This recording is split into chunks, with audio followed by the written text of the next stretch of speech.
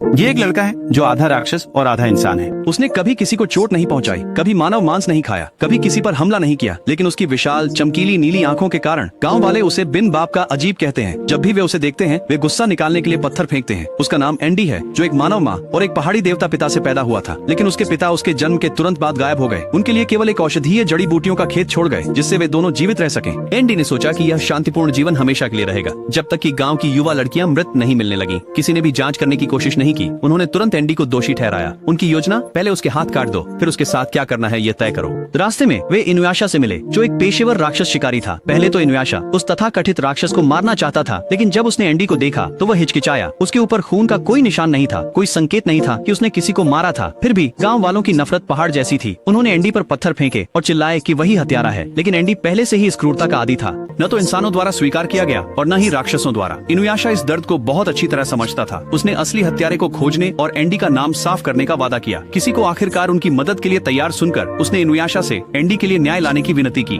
इनुयाशा असली राक्षस का पता लगाने के लिए निकल पड़ा, जबकि उसका साथी केसी एंडी को सांत्वना देने के लिए पीछे रह गया। एंडी के शरीर पर निशान देखकर केसी को एहसास हुआ कि उसे हर दिन तंग किया जाता था, लेकिन यह कुछ सरल सांत्वना के शब्द थे जिन्होंने एंडी के दिल को बहुत राहत दी। जब केसी ने एक कैटरपिलर को देखकर चीख मारी तो एंडी ने उसे धीरे से उठाया और दूर ले गया। कोई नहीं सोच सकता था कि उसके बड़े डरावने शरीर के पीछे एक सबसे कोमल दिल छिपा था। इस बीच इनुयाशा ने अपनी तेज गंध की शक्ति का उपयोग करके राक्षस को खोजा, लेकिन उसे केवल एक खाली खोल मिला, एक नवजात कीट, राक्षस की उतरी हुई त्वचा। राक्षस ने अपने बच्चों को सीधे गांव में लाया होगा। गांव वाले अब भी गुस्से में अंधे एंडी के घर की ओर बढ़े और उसे जला दिया। एंडी अंदर छिपा हुआ था, डरा हुआ। फिर असली राक्षस प्रकट हुआ। यह और उसके बच्चे गांव वालों को खाने लगे। केसी ने अपनी धनुष उठाई और राक्षस पर वार किया, लेकिन इससे वह और गुस्से में आ गया। एंडी की चीख सुनकर एंडी अचानक आगे बढ़ा। एक घूंसे में उसने राक्षस की खोपड़ी तोड़ दी, लेकिन यह उसे मारने के लिए पर्याप्त नहीं था। उसने केसी से भागने को कहा। अगर उसे खुद को बलिदान करना पड़े तो यह इसके लायक होगा। उसी समय इनुयाशा आ गया। वह एंडी को बचाना चाहता था, लेकिन एंडी की माँ ने उसे रोक दिया। उसने कहा कि ग्रामीणों को अपनी आंखों से सच्चाई देखनी चाहिए कि असली राक्षस कौन था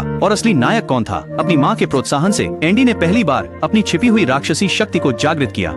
एक बार में राक्षस मर गया, लेकिन एंडी ने अपना गुस्सा गांव वालों पर नहीं निकाला। इसके बजाय उसने अपने पिता के खेत से सबसे अच्छी जड़ी बूटियां इकट्ठी की और गांव वालों के घावों का इलाज किया। पहली बार जो लोग एंडी को तंग करते थे वे चुप थे। अगले दिन सुबह वे फिर से एंडी के घर आए, लेकिन इस बार वे उसका घर फिर से बनाने और जड़ी बूटी के खेत को फिर से लगाने में मदद करने आए। इनुयाशा के जाने के बाद एंडी आखिरकार गाँव वालों के बीच किसी साधारण लड़के की तरह रह सका।